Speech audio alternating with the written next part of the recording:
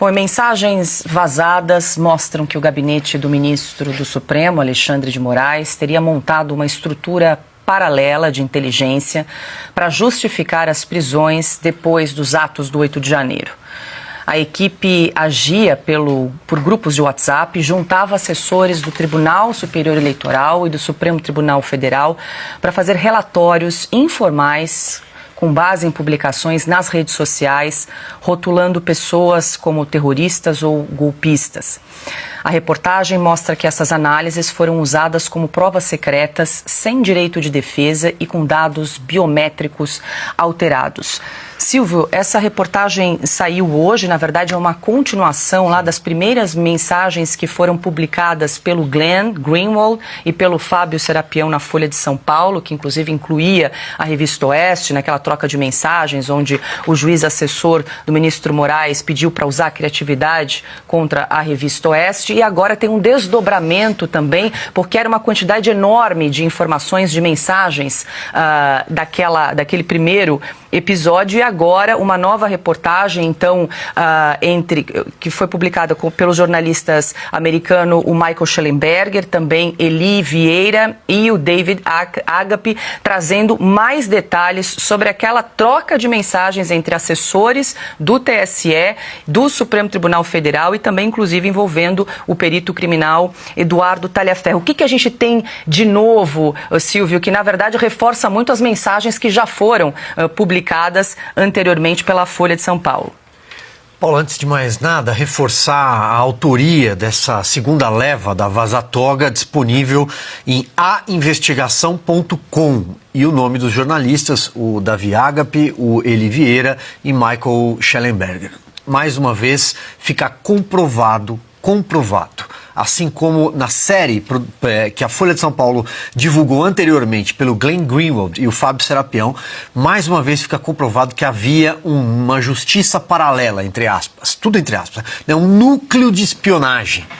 Havia um núcleo que emitia certidões. Essa é a palavra disponível, inclusive nesse dossiê, nesse documento você vai encontrar. Então, era algo mais ou menos como acontecia lá atrás, no passado, num regime que todo mundo sabe o nome, né? Lavrent Beria. Me dê um nome que eu encontro um crime. Então, a Procuradoria-Geral da República pede para que determinada pessoa seja liberada. E aí vem a ordem do gabinete do ministro Alexandre de Moraes. Não, peraí.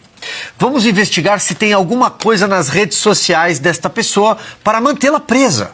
E achavam. Há um caso, por exemplo, que chama muita atenção, de um sujeito que a prisão foi continuada porque, diz o documento, a certidão positiva. A certidão aparecia positiva ou negativa. Positiva, por quê? Porque ele tinha aversão ao Partido dos Trabalhadores e a Lula. Uma aversão em postagens de redes sociais. Olha do que é que nós estamos falando. O regime perseguiu CPFs, perseguiu pessoas anônimas, inclusive, né? Pessoas que eles tinham ali muitas vezes um primeiro nome, mas queriam mais informações sobre quem era. Isso é ditadura explícita. Isso não tem nada a ver com democracia, mas agiram à margem da lei, porque esse gabinete paralelo funcionava ao mesmo tempo a serviço do Supremo Tribunal Federal, que conduz uma série de inquéritos. Da última vez que soubemos quantos, eram 21 inquéritos de 37 abertos somente no gabinete do ministro Alexandre de Moraes. Isso foi divulgado em janeiro pelo jornal Estado de São Paulo, esse número. Ademais, esse gabinete também trabalhava para o Tribunal Superior Eleitoral, que naquela época era presidido por Alexandre de Moraes. Portanto, as conexões secretas, os tentáculos, né, tentaculares, isso não tem nada a ver com democracia. Eles perseguiram pessoas. Para que fique muito claro que nós estamos vivendo no Brasil. E daí, mais uma vez, a importância da divulgação desses papéis. A importância da divulgação desses documentos que são indefensáveis pelo Supremo Tribunal Federal. Será que o Supremo Tribunal Federal vai chancelar mais uma vez o que aconteceu no Brasil durante a campanha de 2022 e o começo de 2023, com o tumulto do 8 de janeiro? Será que mais uma vez a ministra Carmen Lúcia vai dizer, olha, parece censura, né? Tem cara de censura, aliás, é censura, mas é cirúrgica. Termina domingo à noite, segunda-feira não tem mais, teve. Tá tudo provado, Paula. Então acho que a partir de agora cabe, de alguma forma, cobrar as autoridades possíveis, porque estamos num regime de exceção, o Brasil não vive mais uma democracia constitucional, mas cabe cobrar quem pudermos cobrar para que o ministro Alexandre de Moraes se explique, ou melhor, para que ele deixe o Supremo Tribunal Federal.